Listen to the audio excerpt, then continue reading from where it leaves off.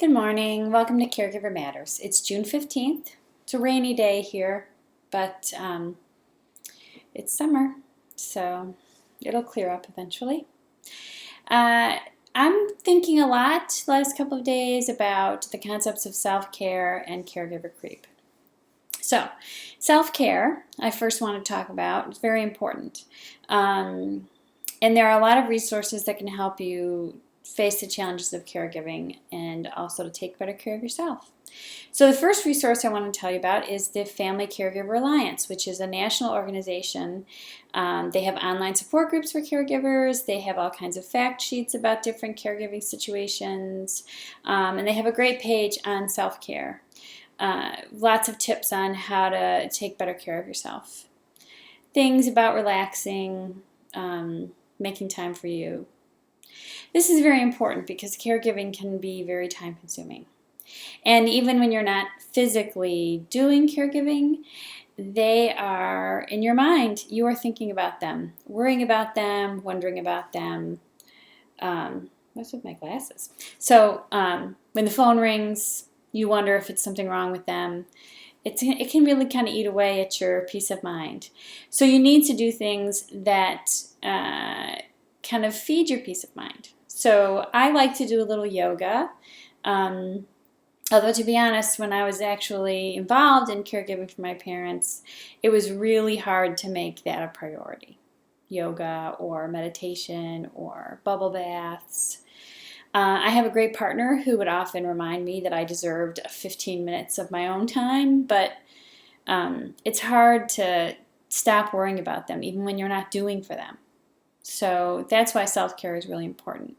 Chronic stress over long periods of time, like if you're taking care of someone with dementia or somebody who's fighting metastatic cancer or someone who's living with a chronic mental or physical disability, the kind of chronic stress that can go with that caregiving can wreak havoc on your immune system and raise certain protein levels in your blood that can be linked to all kinds of chronic health problems for you.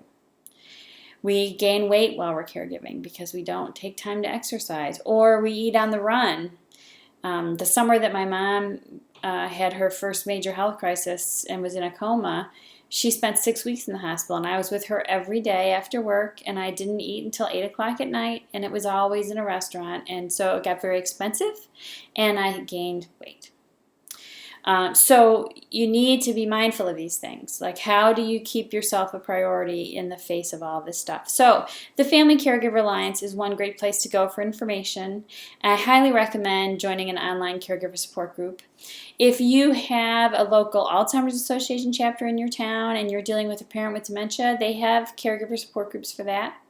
And they have other resources. They can help you with care consultation, planning care, referring you to other sources in your community for help.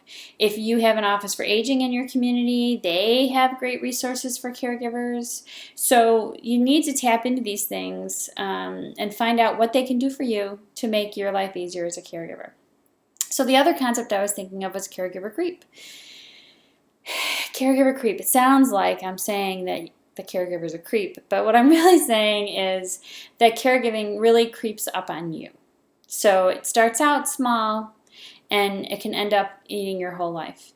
So in my case, my parents, I moved back home. They were living here together. And my dad said, I don't want to take care of her anymore. My mom had a history of mental illness, but there were other things going on that I did not know about and that he did not disclose. He just said he didn't want to take care of her anymore. And at the time, I didn't know anything about aging or anything. So I was like, well, all right, so let's get her out of there. So we moved her into an enriched housing program, which is sort of like assisted living, but for people on Medicaid.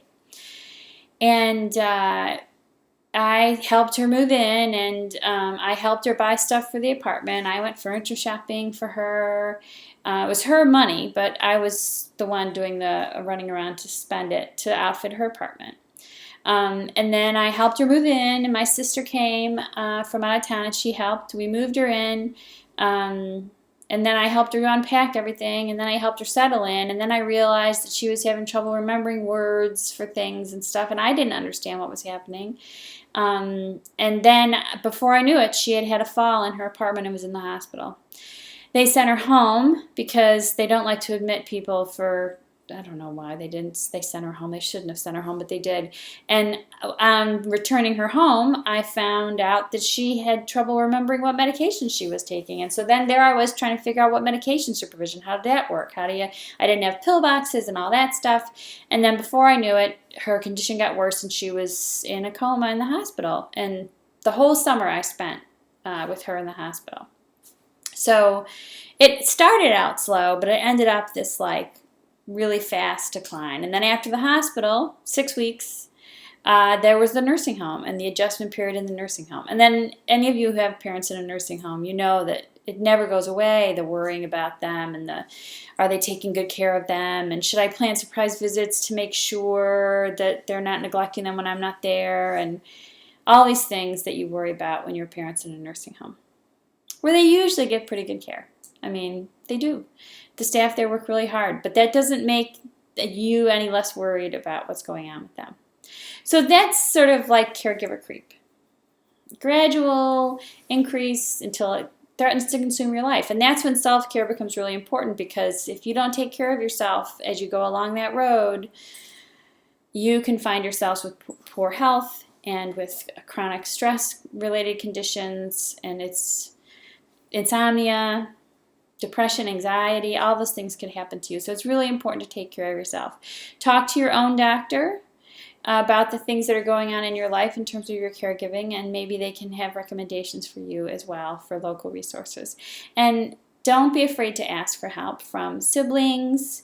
In my experience, the out-of-town siblings have varying degrees of ability to support you, and often you have to ask very clearly for what you want, very specifically for what you want, but set your expectations really low, so if they can't do it or they won't do it, you don't have to be that upset about it.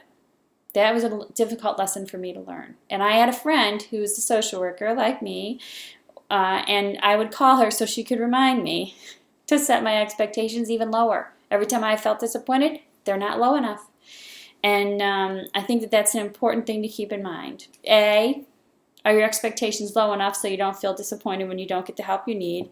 And B, who do you have in your life that you can call to talk to about what's going on with you and your caregiving?